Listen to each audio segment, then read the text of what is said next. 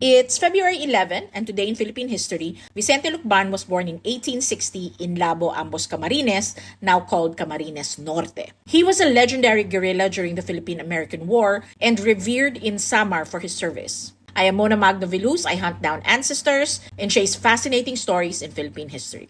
Vicente was born to Agustin Lukban, a native of Labo, and Andrea Rillas, a native of Lukban, Tayabas, now Quezon Province. The couple was wealthy and could send their children to Manila to specialize in their fields. Vicente, for example, studied in Lukban, then Manila at Ateneo de Manila, UST, and Letran. Vicente became a lawyer. His brother Justo became a doctor, later a member of Congress. His brother Cayetano became a lawyer, later a judge and a member of Congress. Both sisters, Rafaela and Concepcion, matriculated at Oxford University in Hong Kong. Their half-brother from their father's second marriage, Miguel, was a doctor-pharmacist and later the governor of Camarines Norte. After becoming a lawyer, Vicente Lukban returned to his hometown to serve as a juez de paz. Okay na sana ang buhay bilang opisyal ng pamahalaan, but then in 1886, he quit his post as Justice of the Peace. Vicente helped organize agricultural cooperatives in Bicol that allowed farmers to bring their products to market without middlemen. These interactions with farmers and laborers quietly nurtured ideas of resistance. In 1896, when the revolution broke out, Lukban was the emissary of the Katipunan unit in Bicol. He gathered information on the Spanish movements across various provinces and explained how they might affect Bicol. At this time, Lukban had centralized the cooperative's funds and periodically remitted money to the Katipunan.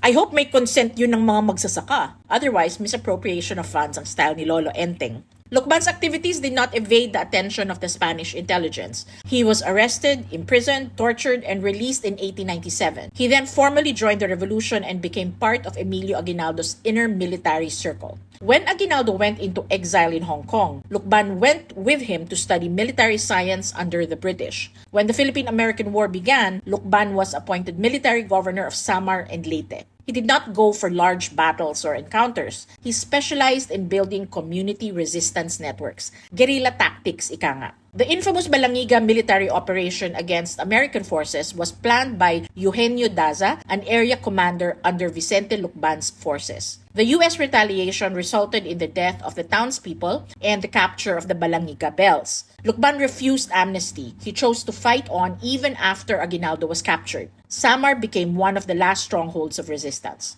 Vicente Lukban was captured by the Americans in February 1902 in Katubig, Samar, and imprisoned on Talim Island in Rizal. He was released in July 1902 following his oath of allegiance to the United States. In April 1904, Vicente and his brothers Cayetano and Justo were arrested by the Manila Secret Police. Justo went into hiding, so only Vicente and Cayetano were tried and convicted of conspiracy to incite rebellion. Each was sentenced to 5 years in prison and a fine of 1,000 pesos. This story even made it to the New York Times. The Supreme Court later acquitted them for lack of evidence. Vicente Lukban first married Sofia Barba or Pelang before the revolution, and the union produced 4 children, Agustin, Cecilia, Felix, and Vicente Jr. Regrettably, Sofia died after their last child was born. Lukban then left his children in his siblings' care so he could devote his time to the revolution. His second son from his first marriage, Agustin Lukban, was a lawyer who became a judge and a representative of Camarines Norte in the late 1920s. Vicente married his second wife, Pacencia Gonzalez, in 1901. They had at least 8 children. His 7th son from this marriage, Jose Lukban, was a lawyer who became a brigadier general in the American Philippines Armed Forces and received a Silver Star for his meritorious service during World War II. He served as the director of the National Bureau of Investigations from 1954 to 1966. Balik tayo kay Vicente.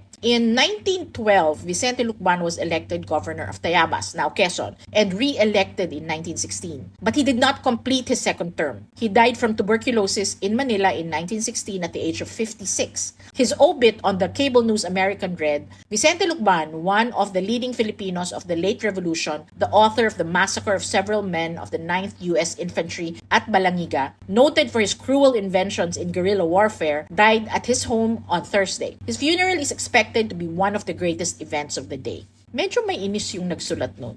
When Lukban was laid to rest at the Cementerio del Norte, Manuel Quezon spoke of his civic qualities. Today, his name lives on in what was named after him, Camp Lukban in Samar, street names all over the country, and even in a species of lizards endemic to Luzon with tiny legs, the Brachymeles lukbani. Vicente Lukban's bravery was as quiet and unpretentious as his guerrilla tactics. Resistance isn't always dramatic. Sometimes it's patient, strategic, and designed to last longer than one's loudest adversary.